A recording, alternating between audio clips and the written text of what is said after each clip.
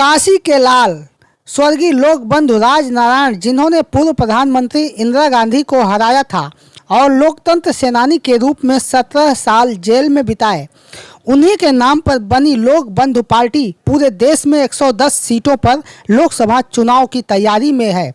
लखनऊ के Hindi media centre सभागार में राष्ट्रीय व प्रदेश कार्यकारिणी की बैठक में निर्णय लिया गया कि उत्तर प्रदेश में भी 50 सीटों पर चुनाव लड़ेगी। बनारस में प्रधानमंत्री नरेंद्र मोदी के खिलाफ लोक बंधु पार्टी के प्रत्याशी ने पूरी कमर कस ली है और चुनाव की तैयारी में है। बैठक में लोक बंधु पार्टी के संस्थापक एवं संरक्षक पूर्व विधायक कुबेर भंडारी, संरक्षक राम नरेश यादव, राष्ट्रीय अध्यक्ष अविनाश सिंह, राष्ट्रीय उपाध्यक्ष कुंवर संजय सिंह, प्रदेश अध्यक्ष उत्तर प्रदेश रामपाल भारती, राष्ट्रीय सचिव एवं प्रदेश प्रभारी उत्तर प्रदेश गुरु प्रसाद सिंह, राष्ट्रीय प्रमुख महासचिव हितेंद्र सहजवाल, राष्ट्रीय महासचिव अरविंद तिवारी, राष्ट्रीय कोषाध्यक्ष सरदार गुरमीत सिंह के साथ पार्टी के 8 मोर्चा अध्यक्षों में किसान मोर्चा के अध्यक्ष डॉक्टर वीके तेवटिया, व्यापार मोर्चा के अध्यक्ष भारत सिंह यादव और 14 राष्ट्रीय प्रभारियों के साथ पार्टी के राष्ट्रीय मुख्य सदस्यता प्रभारी जयवीर सिंह मौजूद रहे। पार्टी की नीतियों से प्रभावित होकर लखनऊ निवासी प्रतिष्ठित समाजसेवी कुंवर सुनील सिंह अपने साथियों के साथ पार्टी की सदस्यता ग्रहण की। देखिए यह रिपोर्ट। माननीय राष्ट्रीय अध्यक्ष श्री अविनाश सिंह जी जिंदाबाद, जिंदाबाद। राष्ट्रीय उपाध्यक्ष संजय कुंवर संजय सिंह जी जिंदाबाद, जिंदाबाद। राष्ट्रीय महासचिव अरविंद तिवारी जी जिंदाबाद, राष्ट्रीय प्रमुख महासचिव हितेंद्र सहजवाल जी जिंदाबाद, राष्ट्रीय अध्यक्ष किसान मोर्चा वीके तेवतिया जी जिंदाबाद, जिंदाबाद। राष्ट्रीय कोषाध्यक्ष श्री गुरमीत राम रहीम सिंह जी जिंदाबाद, जिंदाबाद। नमस्कार साथियों, राजधानी लखनऊ में आई कनेक्ट मीडिया टीम आज लोक बंधु पार्टी से मुलाकात करेगी। आज एक बैठक राजधानी लखनऊ के हिंदी मीडिया सेंटर में की गई है और ये बैठक लोकसभा चुनाव को लेकर है और सभी पार्टियां जैसा कि अपने प्रत्याशी घोषित कर चुकी हैं और चुनाव की अधिसूचना भी जारी हो चुकी है और चुनाव डेट भी जारी हो गई है। हम बात करना चाहेंगे लोक बंधु पार्टी के पदाधिकारी गणों से और हमारे बीच में मौजूद हैं सबसे पहले राष्ट्रीय अध्यक्ष से। नमस्कार। चुनाव आ गया है सर, और क्या कहना चाहेंगे, पार्टी किस तरीके की तैयारी कर रही है? बिल्कुल, चुनाव की तारीखों का ऐलान हो गया है और उसी ऐलान के बाद हम लोग भी लोक बंधु पार्टी पूरी तरह से चुनाव के लिए तैयार है और आज हमने तीसरी सूची भी जारी की है। टोटल अभी हमारे 110 प्रत्याशी मैदान में उतरे हैं और आगे भी जल्दी ही कुछ सूची जारी करेंगे, जो मिनिमम मिला के 150 के करीब प्रत्याशी हमारे होंगे। ये पार्टी कैसे स्थापित हुई, कब और क्या नीतियां हैं?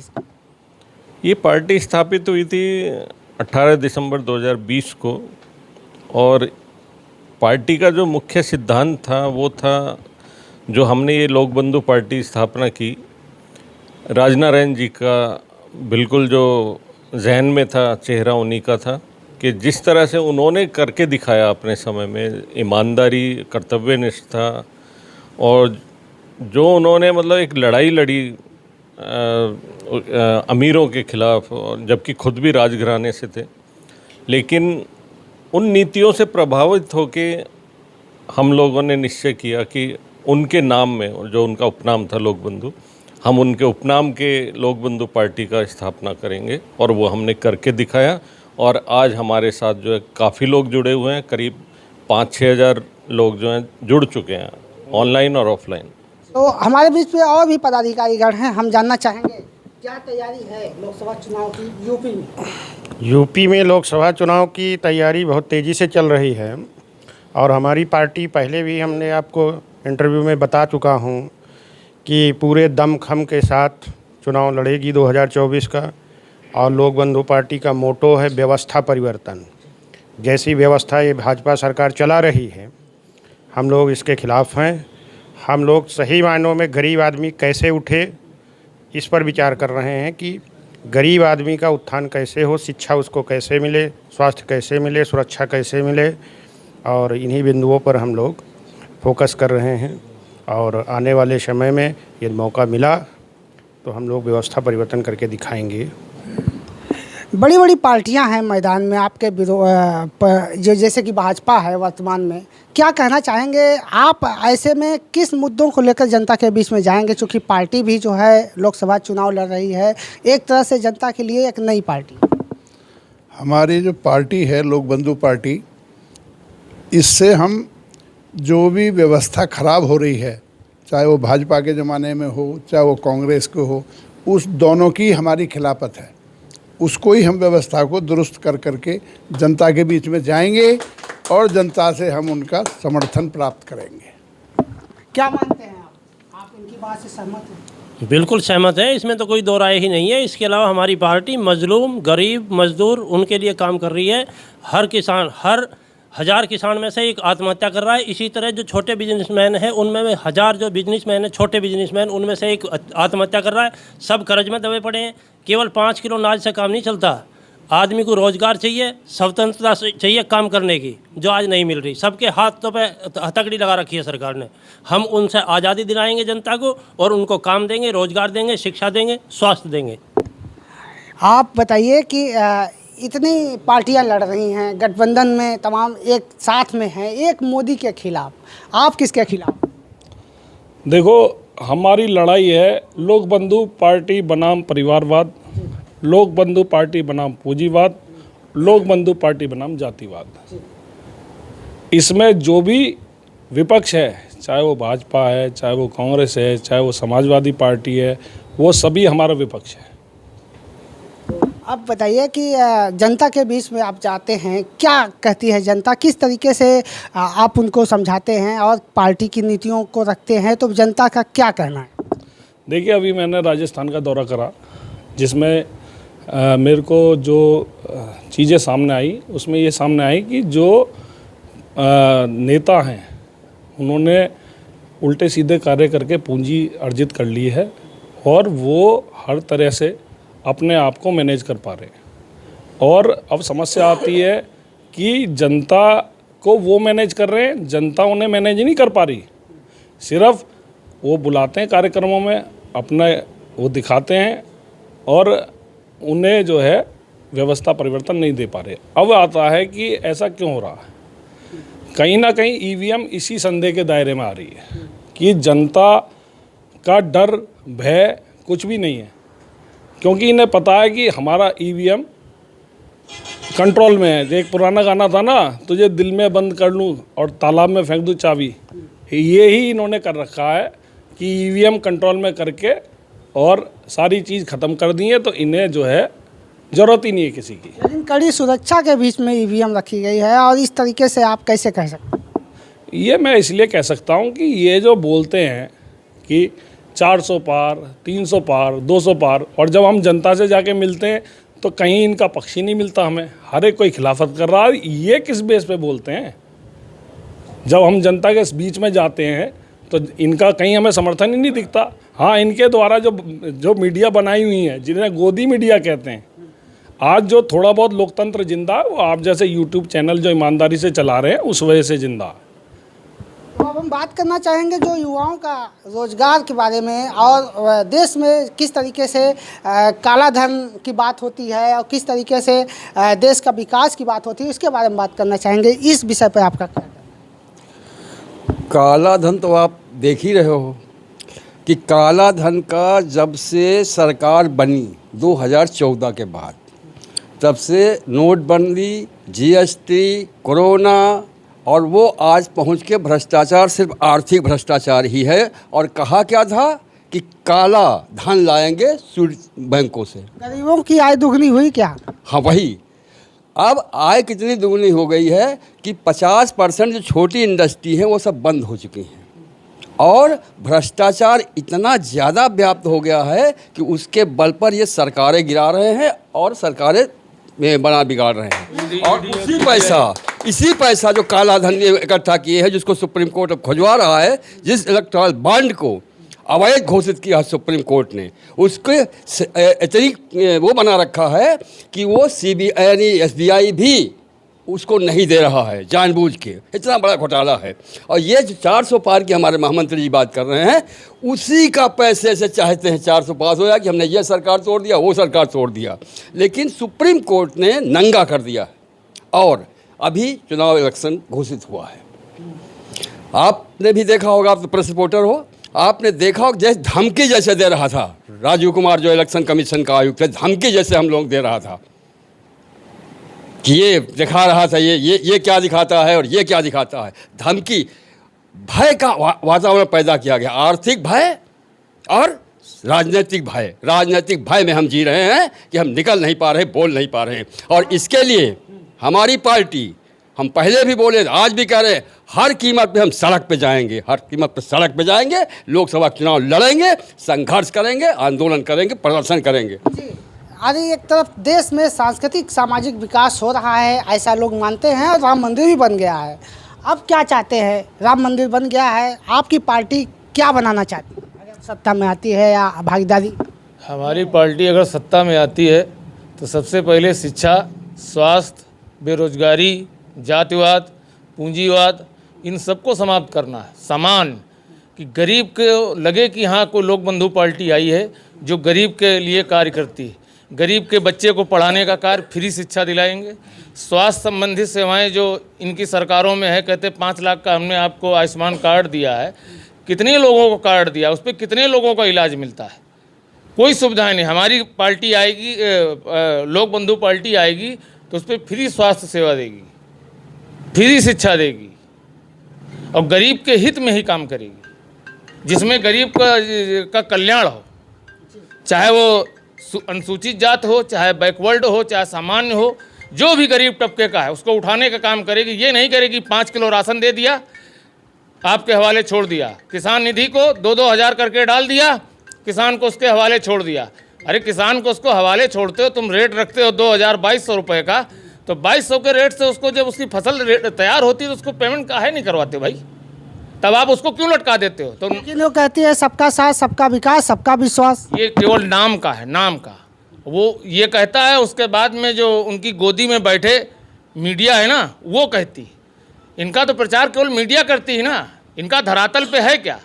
आप क्या मानते हैं, धरातल पर कोई काम हो पा रहा है? देश किस ओर जा रहा है, किस व्यवस्था के तहत काम हो रहा है, क्या विकास कर पा रहा है? देखिए, आमूलचूल बहुत सी चीज़ों में कमियां हैं जो कि सरकार के द्वारा किया जाना चाहिए, जो कि नहीं हो पा रहा है। और हम आपको आश्वस्त करते हैं कि अगर हमारी पार्टी सत्ता में आती है तो उन सभी बिंदुओं पर कार्य किया जाएगा। जैसे कि स्वास्थ्य और शिक्षा की अगर हम बात करें तो आपकी कोई भी सरकारी संस्थानों को जाकर देख लीजिए, खास करके हम शुरुआत कर लेते हैं कि बेसिक शिक्षा से शुरुआत कर लेते हैं। आप किसी भी स्कूल को जाकर के देख लीजिए, उसकी दशा क्या है और किस स्थिति में है, वह कहीं से भी संपूर्ण नहीं है। क्या राजनेता उन स्कूलों में अपने बच्चों को क्यों नहीं पढ़ाना चाहते हैं, क्यों नहीं भेजते हैं? भेजना चाहिए, वहीं से शुरुआत करनी चाहिए। क्योंकि उसकी दीन दया इतनी बेकार है कि आप वहाँ पे स्वयं के जब बच्चे को नहीं भेज सकते तो कैसे उम्मीद कर सकते हैं कि समाज के बच्चे वहाँ पे आए और पढ़ें? तो सर्वप्रथम उसको सुधार करने की ज़रूरत है, क्योंकि हमारा शुरुआती ढांचा ही बेकार है, हमारा जड़ ही खराब है। जब जड़ ही खराब रहेगा तो पूरा का पूरा जो है विकास कैसे हो पाएगा? यानी आप कहना ये चाह रहे हैं कि सर्व शिक्षा जो अभियान चल रहा है, जो नई शिक्षा नीति लागू की गई है, वो सब व्यर्थ है? नहीं, व्यर्थ कहना गलत होगा। देखिए, हर पार्टी अपने हिसाब से, लेकिन जो चाहिए वो नहीं है। व्यर्थ मैं नहीं कहूँगा, क्योंकि देखिए धरातल पे नहीं है। आप बताइए कि बेसिक शिक्षा के जितने भी स्कूलें हैं वहाँ पे आप चले जाइए, अव्यवस्था का पूरा भंडार पड़ा हुआ है पूर्ण रूप से। तो उस पे जो है वर्क करने की ज़रूरत है, जो कि नहीं कर रही है। लेकिन मैं आपको पूरी तरीके से आश्वस्त करता हूं कि लोक बंधु पार्टी अगर सत्ता में आती है तो सर्वप्रथम काम होगा कि शिक्षा पे, जो कि शुरुआती ढांचे से शुरुआत होकर के हम ऊपर तक जाएंगे। और दूसरा जो सबसे मूलभूत काम होगा वो स्वास्थ्य पे, क्योंकि अगर कोई भी समाज किसी भी चीज़ से कोढ़ स्वरूप उसमें जा रहा है तो वो यही 2 चीज़ें हैं, शिक्षा और स्वास्थ्य। तो हमारा सबसे प्राथमिकता वही होगा। देखिए, बहुत सकारात्मक मीटिंग हुई है हमारी। आज हमें चुनाव को देखते हुए मद्देनज़र, चुनाव बहुत करीब है, जिसके उपलक्ष्य में आज कोर कमेटी की बैठक हुई प्रदेश में। और मैं प्रदेश महासचिव होने के नाते आज मुझे राष्ट्रीय माननीय अध्यक्ष जी ने आज जो है सूची सौंपी है यहाँ, और कुछ हमने अपने जो प्रत्याशी भी हमारे यहाँ मौजूद रहे हैं और उन सभी प्रत्याशियों से भी आज जो है मीटिंग की गई है। जातवाद की अगर बात की जाए तो जो हमारे नेता राजनारायण जी थे, उन्होंने उस समय, उस ज़माने में जब जातवाद की पार्टियां चलाई जाती थी, जात पे बातें चलती, उस समय उन्होंने जातवाद के खिलाफ थे। आज तो लगभग हम लोग तो जातिवाद से और परिवारवाद से बहुत दूर हैं। एक तरीके से चूँकि जो भी पार्टियां सब जात समेट के रह गई जातवाद और परिवारवाद में ही, वो आगे नहीं बढ़ पाई। किस विचारधारा पे पार्टी? हम लोग बस ये चाहते हैं विकास पे काम करेंगे, लोगों को जन के हित में काम करेंगे, जन जन की समस्याओं को सुनेंगे और उन्हीं के आधार पे हम लोग आगे काम करेंगे, जिससे जन कल्याण हो, पार्टी का नाम बढ़े और हम लोग भी आगे बढ़ें। जी, आपका क्या कहना? हमारी ये लोक बंधु पार्टी का मेन उद्देश्य ये है कि जो आजकल की जो बीजेपी पार्टी या कांग्रेस पार्टी है या कोई भी अन्य दल है, समाजवादी पार्टी है, ये बहुजन समाज पार्टी, ये सिर्फ अपने जो है परिवारवाद और पूंजीवाद उनको लेकर चल रही, और गरीब तबके के जो व्यापारी है, फुटपाथ का दुकानदार है, पटरी दुकानदार है और तरह तरह के छोटे कुटीर उद्योग हैं, उनको कोई नहीं ध्यान दे रहा है। ठीक है, हमारी पार्टी का मेन उद्देश्य ये है कि सबको साथ लेकर चलना है और छोटे से छोटे व्यापारी को, फुटपाथ में काम करने वाले को, छोटी कंपनियों में काम करने वालों को, सबको जो है ध्यान में रखकर इस सरकार का मेन उद्देश्य यही है कि सबको जो है विकास की ओर और सबको जो है आगे उसकी तरक्की के लिए काम करेगी। पार्टी हमारी जो है माननीय राजनारायण जी के पद चिन्हों पर चल रही है। उन्होंने 500 बीघे के जोतकार थे, सारी ज़मीन दलितों में बांट दिया। आज उनका रिकॉर्ड है, कोई भी पार्टी उनकी तुलना नहीं कर सकती। जो आप क्या मानते हैं, पार्टी की नीतियों के तहत क्या जनता से अपील करना चाहते हैं? आप सबसे पहले तो आपको बहुत बहुत और कोटि कोटि धन्यवाद, क्योंकि आप जैसे सज्जन पत्रकार अब ये समझ लीजिए समुद्र में सीप खोजने जैसा हो गया है। और दूसरी बात यह है कि आज आप जितने भी पदाधिकारी से मिले हैं, राष्ट्रीय पदाधिकारी और कोर कमेटी मेंबर से, प्रदेश अध्यक्ष से, ये सब सच्चे भक्त हैं, देशभक्त, सच्चे देशभक्त। आग लगने वाली है जो ये जमाखोरी बचा रखे हैं भारतवर्ष में। आज लखनऊ से आगाज होने वाला है दिल्ली में कि लोक बंधु पार्टी आ गई है। सच्चे देशभक्त लोकसभा चुनाव मैदान में 2024 में उतर गए हैं और इसका आपको 2024 में दिखेगा असर। यही मैं कहना चाहूँगा। आपने सबका मत देखा है, मैं भी उसी मत के साथ हूँ और ज़मीनी स्तर से हमारी तैयारी है। हम हेलीकॉप्टर से तो नहीं दौड़ने वाले हैं, मगर अपने टांगों से बहुत दौड़ने वालों में से हैं। विधानसभा का चुनाव हम लोगों ने लड़ा है लोक बंधु पार्टी से, उसी तरह लोकसभा का भी चुनाव लड़ेंगे। लोक बंधु पार्टी जिंदाबाद। तो ये मैंने लोक बंधु पार्टी की विचारधारा को देखा, समझा और जाना, और उनकी नीतियों को जाना। पूरे देश में लोक बंधु पार्टी 110 सीटों पर चुनाव लड़ेगी। उत्तर प्रदेश में भी 50 सीटों पर तैयारी पूरी कर ली है। आज इसके लिए राष्ट्रीय कार्यकारिणी की बैठक हुई है, प्रदेश कार्यकारिणी की भी बैठक हुई है और जिस तरह से, जिस गर्मजोशी से इन लोगों ने आह्वान किया है, जनता से विश्वास दिलाया है, अपनी नीतियों को बताया है, निश्चित तौर पर विपक्ष के लिए आने वाले समय में खतरा साबित हो सकता है। लोकसभा चुनाव में निश्चित रूप से परिवर्तन हो सकता है। आई कनेक्ट न्यूज़ के लिए लखनऊ से मैं सुभाष निषाद।